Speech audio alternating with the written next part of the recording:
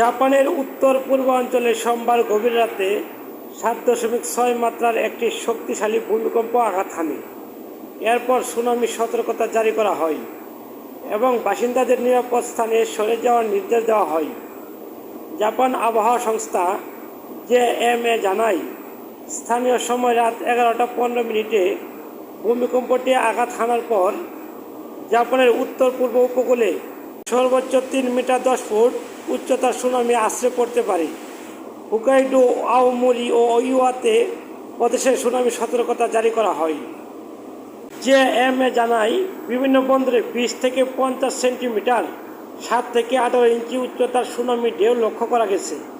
সংস্থাটি আরও জানায়, ভূমিকম্পটির উপকেন্দ্র ছিল আওমোরি প্রদেশের উপকূল থেকে 80 কিলোমিটার দূরে সমুদ্রের 50 কিলোমিটার গভীরে।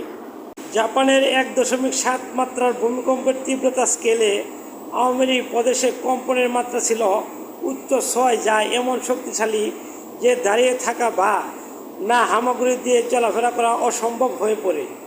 এ ধরনের কম্পনের অধিকাংশ বাড়ি আসবাব ভেঙে পড়তে পারে এবং অনেক ভবনের দেয়ালের টাইলস ও জ্বালানার কাজ ক্ষতিগ্রস্ত হয়। পূর্ব জাপান রেলওয়ে এই অঞ্চলে তাদের কিছু সেবা সাময়িকভাবে স্থগিত করে দেয়। এই অঞ্চলটির এর আগে 2011 সালের মার্চে 9.0 মাত্রার ভয়াবহ ভূমিকম্পেও ক্ষতিগ্রস্ত হয়েছিল। সম্মানিত ভিউয়ার্স, ভিডিওটি একটি লাইক দিয়ে চ্যানেলটি সাবস্ক্রাইব করে রাখবেন। আসসালামু আলাইকুম।